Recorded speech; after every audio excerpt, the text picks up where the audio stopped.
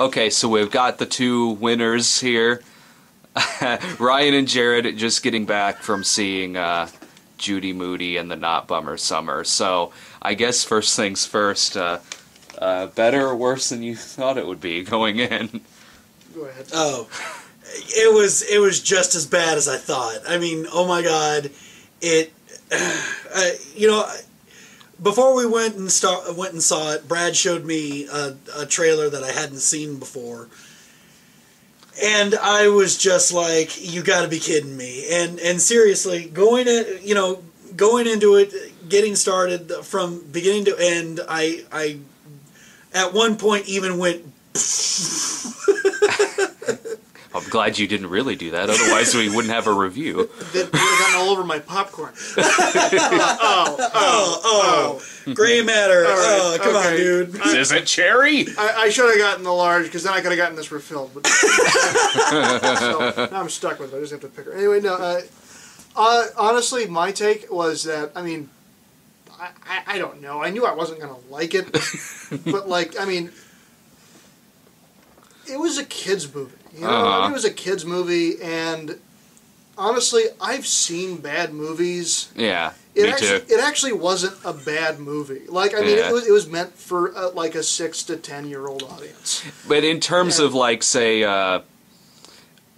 the adults who are going with them, I mean, they would not. It's really not meant for adults. Like, this is one of those drop your kids off at the theater and then never pick them up again. Yeah, honestly, I mean, yeah, it's like there were some points in it that were kind of good for a chuckle. I mean, there's this whole Bigfoot side story that has these guys that are chasing it, and there's this like old married couple that are chasing Bigfoot. It's kind of funny. And I couldn't help but think, like, you know, it's the kids' version of the Geek. But, one day, Judy, we're gonna get that filthy animal. Basically, yeah, basically. But it's like, I mean, there were some points that were kind of good for a chuckle. But it's like, I mean, honestly, like, you know, it had everything that was there for a kids movie. I mean, but just not for adults. I mean, no. I mean, not like I can see like if I had a 10-year-old, I could bring the 10-year-old to it, and like, I mean, I wouldn't be like, wow, what a fun movie. I'd be like, all right, did you enjoy it? And the kid would probably go, yeah, and then be bouncing off the walls, because that's apparently what 10-year-olds do. Because that's kind of how this movie felt. It felt very ADHD, which I think is actually necessary for kids' movies nowadays. Yeah. Like, I mean, like it was extremes.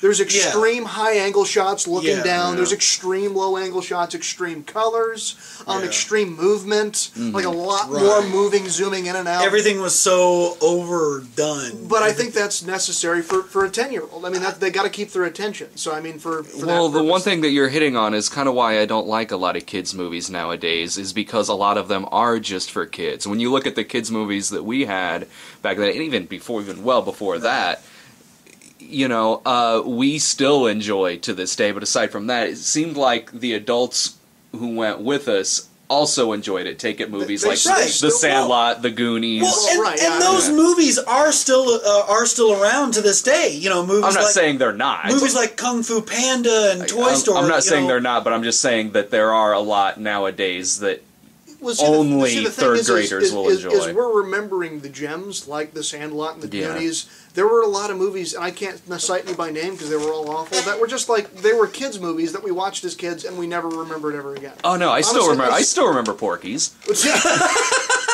Right, yeah, you would. But Fast Times at Ridgemont High. You know what? You're right, because you make a good point, because we do forget the Hoboken chicken emergencies. Right, and it's just like, you know, movies that were made for kids, just for kids. You're sick. That was just a one-off for kids. You know, I mean, this was based on a best-selling series of books meant for kids, meant for like 10-year-olds, meant for middle schoolers, that they would read by themselves and their parents wouldn't have anything to do with. So that's kind of, you know, that's what it felt like. It felt like, you know, mom and dad was there because they had to have a legal guardian sitting with them in the theater. There was one or two chuckles, basically. But again, it's like, I mean, I've seen bad movies. This was not a bad movie. It was just a kid's movie. But I do think there are a lot of movies, like, sure, yeah, there were back then too, but we are just kind of forgetting about them. But nowadays, it seems like there are a lot more of them. There's a lot more studios that'll do them. Like Nickelodeon will do. This wasn't a Nickelodeon project, but I mean, you know, those studios, the Disney studios, they kind. I mean, in games they call it shovelware. You know, just crap to put on the shelf. Yeah. Just to sell. I mean, it's kind of the same thing with these movies. They just put crap out there, and they, you know, I mean, for kids to like it. And for the most part, kids do like it. And I think that this is probably. I mean, there was some. I mean, there was a lot of elements to it. I mean, there was, you know, like I said, there was all the extreme angles. There was animation. I actually thought the animation was a little more compelling than the actual movie. So, like Priest. Priest was the same way. It had an animation thing at the beginning of it, and oh no, this was animation throughout. Oh, okay. Animation was her was like fantasy sequences. Yeah, right. She'd go into a fantasy sequence, and it would be animated. Well, isn't that? That's actually based on the book, because my wife, who's an elementary school teacher, who is familiar with the books, said that when that animation popped up, she goes, "Oh, that's what she looks like in the book." Yeah. So I mean, that was the point, is when she would have her fantasies, it would go to these animated scenes, which again I actually thought were more compelling than the actual movie itself, and more interesting too. Sure. You know what was probably I don't know, the best or the most surreal part of the whole movie? Urkel. Oh, right. Urkel. I mean, Jaleel White really did a good job in this movie. Actually, he kind of did. Yeah. You know what? I mean, I believe you guys because, well, one, I think I saw the better Urkel movie this year because he's also in Mega Shark vs. Crocosaurus. He plays the lead in that. I actually kind of believe you guys because he wasn't really that bad in that movie either. Yeah, he was really good in this movie too. And I remembered one of the jokes I made. You know, I was. Just to keep my sanity, I was MST3K-ing this. Like throughout the entire movie, you know, I'd hear a line or I'd hear something to set up, and I'd just play off of it. Right. Well, there's a part where Jaleel White, who's playing the teacher, it's the last day of school, and he's playing a game with his with the kids, asking, you know, what is he going to do this summer? I leaned into Ryan and I said, voicing Sonic the Hedgehog. Well, you guys did something that not a lot of people thought that they would ever do in their lifetime, and that is see Jaleel White on the big screen. Yeah, I can believe that. So what's all like the shit and vomit jokes that like the critics, a lot of critics are mentioning? It's kid stuff. I mean, sure. Like again, you know, they really played up sound effects of like eating and goopy stuff. You know, kids. I mean, you know, so better vomit scene or worse vomit scene than Problem Child 2? Wait, but that movie sucks. Let's use a better example. The Sandlot. You saw it on that trailer. That was on the roller coaster. Yeah, pukes on the roller coaster. Yeah, that's it. Yeah. I will say this. Now seeing the movie, I know why it was blue. You know, he literally was chowing down all this candy just before they got on the ride. You IMDb'd the cast. Who was Chainsaw? Oh, yeah, that's one thing I wanted to ask, too, because I looked on the cast to see if there was anybody I recognized. There was Jaleel White, Heather Graham, and this movie's got Dean Cameron in it. Dean Cameron's awesome. He was Chainsaw in Summer School, and he was the pizza guy in Men at Work. On the credits for IMDb, he's credited as playing animation director. Huh. I don't I don't remember an animation director. I don't either. I think his part got cut out. Well, that's horse shit. Yeah, because I'm not going to see a movie that cuts Dean Cameron out of it. I'm not going to do it. But that's just it. He was actually the animation director. I did animation. I mean, and that's another thing too. Is I did see a couple of guys that might have been. Eric Stoltz was in it. He was? Yeah, Eric Stoltz. There's like a fake zombie movie playing that the kids are watching. Did you see that part? He was the Fred guy. He had a name. He was the guy driving the truck. That would just make me wish I was watching Super 8. Honestly, yeah, it's like I want to watch that movie. I was sitting there going, I wish I could be watching Eric Stoltz. That movie's got Eric Stoltz in it. I wish I could see Eric Stoltz in a zombie movie. Yeah. That would be an awesome movie. Get on that, Hollywood. They tease you with a better movie inside the crappy movie. In the kids' movie, On the one hand, you got you see the movie that's got Eric Stoltz in it. On the other hand,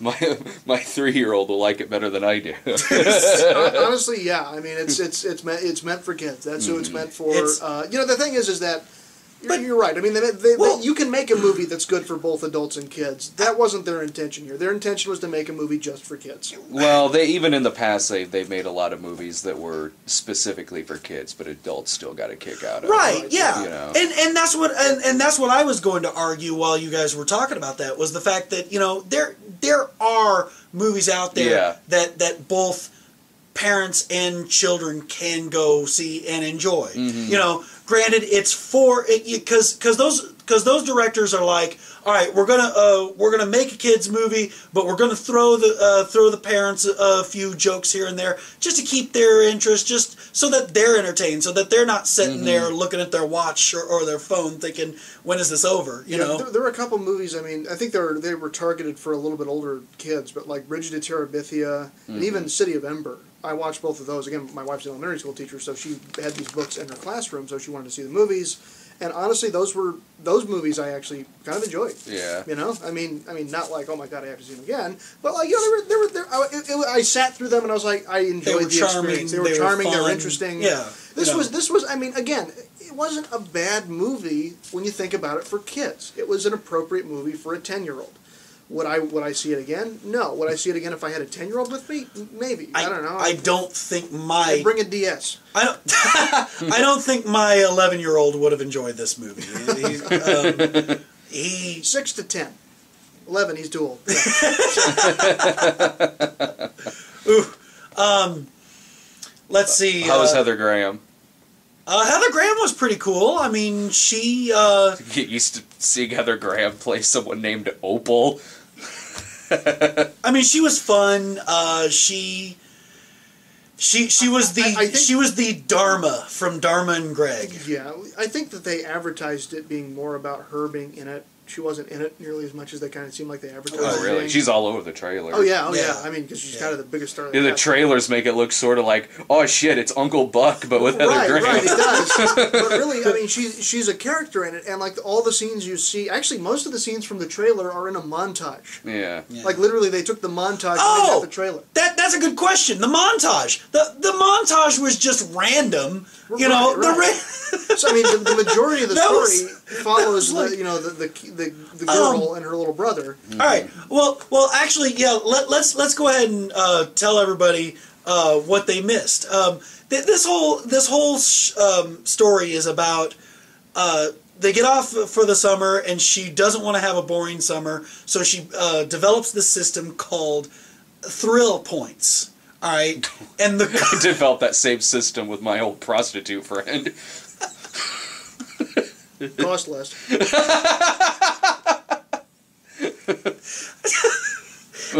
Continue. And God damn you, Brad. And the goal was to get 100 thrill points by the end of the summer, so that way you could achieve summer nirvana or some. So it's like Ferris Bueller if you spread across the whole summer and he was 10. Sure. Yeah. What? He wanted to have a great day. You know, she wants to have a great summer. Yeah, that's why I'm not completely saying no. I'm just like, oh, okay. If you want to put it like that, sure. And she was writing an email to one of her friends about how she's not getting a whole lot of points. So she's like, oh well, my Aunt Opal says if there's nothing, when all else fails, dance. And that's when they go into the montage. Wasn't that Dieter's method from Saturday Night Live? What? This is the time of sprockets when we dance. Oh. Welcome to Sprockets, I am Dino. What are some of the critic reviews? Yeah, I printed off some of the funnier ones. This movie's got like a 2.8 on IMDb, although most of them I don't think of. It's one of those things like IMDb, you know, it's like, I don't think this many people saw this movie, otherwise... honestly, hang on a second, if they're the type of person that has an account on IMDb, this was not the movie targeted towards them. Like, that's what I think is kind of, I mean, you know, I didn't hate it, you know? Sure, it's like, it was meant for kids. It was totally not meant for me, and I get that. So it's like, again, it wasn't meant for people who would comment on IMDb. You gotta be more cynical about kids' movies, man. Like these people, right here. Go. Please, right here. Please, okay, let's see, the St. Petersburg Times. The MPAA needs another rating for movies like this. Something opposite of the NC-17 that doesn't allow children to see movies that could warp them. Something like NC-10, so anyone over that age is also turned away for their own good. How old are you? 12 years old? No, you don't want to go see this movie, trust me. You don't want to see this here. Like I said, 6 to 10. NC-10. Judy, okay, let's see, the New York Post. Judy Moody in The Not Bummer Summer is sure to appeal to kids of all ages from 6 to 9 who are female and have no taste or sense of humor. It's almost like they're saying the tweens have no taste. Well, and that's what I'm saying. And that's what I'm saying. For them, for anybody, you know, if you think that this is just a movie for kids, and no offense, Ryan, but you just really don't know kids, because, like I said, and not because I'm a parent, but also because, you know, I know that if I was a kid watching this, I don't think I'd have fun at 10 years old. Well, yeah, but we had much different tastes than the kids nowadays do. It's a different world, man. Yeah. I mean, we got these things. I mean, we got, you know, so much. We have so much data now that kids can play with. I mean, my niece is 3, and she can use an iPad better than anybody in the house. Yeah. I mean, they're so. I mean, it's all about the ADD, the ADHD stuff. You know, I mean, well, like you're right. I mean, all movies from when we were kids weren't shot like that. But like when I was working with some producers, actually producers who worked for Nickelodeon, a friend of mine worked for them, and so I got to meet them. They were saying that the average attention span of like I think they said like a 9-year-old is like 20 seconds. Well, yeah. So like that's who they're marketing to. Is no shot in that movie lasted longer than 20 seconds because that's what they're trying to do. Is they're trying to keep up with what they think is their attention span. Yeah. So I mean, it's totally different from when we were kids because we had longer attention spans, I guess. Yeah. But that's just it. I think that because we live in this age and because we have so much data that you really shouldn't underestimate children.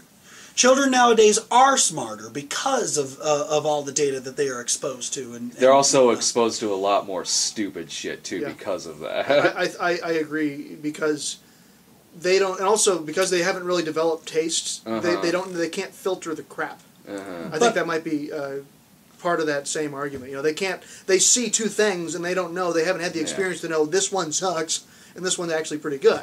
They just, they're kids. Well, you mentioned that kind of goes along with this next one here, The Village Voice. At the risk of being a Debbie Downer, watching Judy Moody in The Not Bummer Summer is akin to being trapped in the ADHD addled mind of an adolescent hopped up on too much Ritalin. Yeah. I mean, that's like I said. I mean, it was extremes, really high angles going down to really low angles, and quick tight zooms and all these. Now I just want to watch Run Lola Run. Yeah, but not with such discretion. It was like they just did it to do it. Sure. The character looks this way. Let's do an extreme zoom close up. Rack zoom. I mean, it wasn't necessary for any type of thematic reason. It was literally because this shot can't just be a quick cut. It needs to be a cut with a big, tracking zoom. Because they're afraid kids are not gonna. I mean, like I think literally the studio was like beating the hell out of the director, saying everything has to be super high energy. Well, I expect more from the director of Aliens in the Attic. Oh, of course. So that's what this guy's done. He also did The Honeymooners with Cedric the Entertainer. Oh, good. A couple other ones too. I forget. Let's see. We got here MSN movies. A bombardment so brutal that it leaves you cowed and crumpled in the force of its full frontal assault. I don't think this movie was made for this guy. I don't think so. I don't think stodgy old critics who work for newspapers were the target audience for Judy Moody and the Notbummer Summer. And again, I say that I didn't like the film, but I didn't thank God, what a horrible abortion of film. It was more just, it was a kid's movie. Right? I probably would have been like that. That probably would have been me. I mean, and like I said, I'm kind of in between the two of you because, I didn't like it, but only because I've seen better kids movies. Sure. Yeah. Oh, yeah. I mean, that's exactly how I would have They make much better kids movies, but at the same time, I don't think it was like I've seen bad kids movies too. Oh, yeah, sure. Oh, sure. Did you ever see Hoodwinked? Yes. Yeah, I've seen But that's horrible. But that's what I'm movie. saying. But that's what I'm saying. That and that's getting a sequel, by the way. Well, of course it is. If fucking Diary of a Wimpy Kid got a sequel. Right. I haven't seen it yet, but I hear good things. I hear Diary of a Wimpy Kid was actually kind of the same as Judy Moody. It was meant for kids. Like, there's no That's adult what the humor. movie looks like to me. There's no adult humor. Like, Laura watched it when we were in a hotel, and again, she works with kindergartners and she works with middle schoolers, so she knows what they're like. Yeah. And she said that watching Diary of a Wimpy Kid was the same thing as what she watched this. Sure. It's like it was meant for kids. I mean, she thought both movies were kind of cute, So. Not this person. Time Magazine.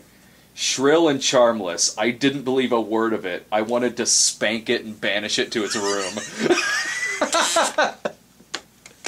Yikes! I'm not going to go that extreme. Really likes the movie I'm star. not going to go. It seems like Time Magazine's having a real hard time keeping up with you, Brad. I wanted to spank this movie and send it to its room. It's been so naughty. I will say a couple of things about the catchphrase. Everything was rare.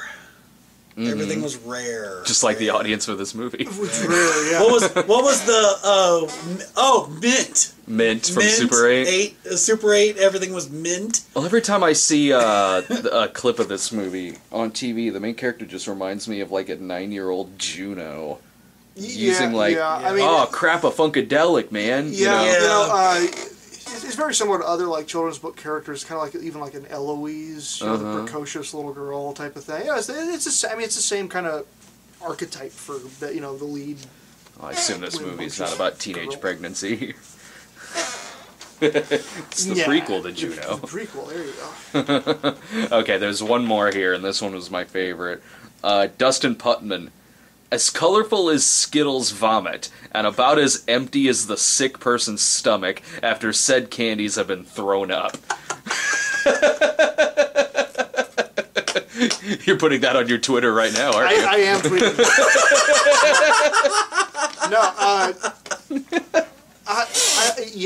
Again, it's like they were all about extremes. There was the colored just vomit like Skittles. It was just... This movie hurts my jaw muscles. It's like Skittles. Let's see. What else can be said about this movie? I was gonna say, you got any final thoughts on this? You go first. Take a 10-year-old. I mean, that's all there is to it. And don't expect. I mean, not everybody can be Shakespeare. I mean, you need the occasional Ben Jonson. So it's a very smart joke. Anyway, Ben continue. Jonson? A contemporary of Shakespeare's. Oh, okay. Okay. Anyway, continue. I've seen better kids' movies back whenever I was a kid, and even now as an adult. As you can see, I went to Kung Fu Panda 2, so I mean, I still do watch kids' movies. This is not one of them. This was a bad kids' movie, and sure, maybe somebody below a certain age could relate to it. I don't know. I think the director and or studio was maybe underestimating children. I think they're a little smarter than to think that something like this would be good. Well, tell them what you're seeing this weekend. Oh, yeah, Mr. Popper's Penguins.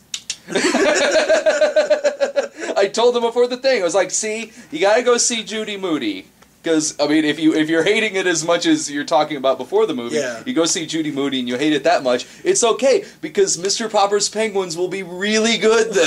well, and that could be possible, because, you know, while I'm not very optimistic about Mr. Popper's Penguins, it should be a lot better than Judy Moody. It's got penguins in it, man. Well, and not only that, I mean, you know, Jim Carrey is still funny. Yeah, I still love Jim Carrey. So I could. Well, we'll hear you. Go ahead. I mean, I guess that's a good final thought. Is that the best comedian they had for adults was Heather Graham. You know, whereas like Mr. Popper's Penguin has Jim Carrey. Right. So yeah, I mean that's a clear thing. And she did do a good job. She just wasn't funny. She just, which she wasn't supposed to be funny. I guess not. But you know, it would have been nice to throw in.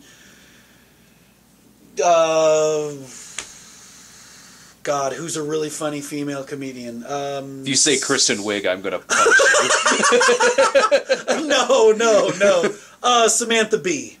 Nice. There you go. If Samantha Bee was in this movie, I would have gone and seen it. Yeah. If they had casted Samantha Bee as Aunt Opal, it might have been fun. Mm-hmm. It might have been fun for adults. I will stick with Heather Graham movies like Boogie Nights. Thank you very much. Where you see her naked with roller skates. Yeah. All right, so you boys go towel off. I'm gonna get this thrown online. This next weekend he'll be seeing Mr. Popper's Penguins. I'll be seeing my attorney. Have a good night, everybody.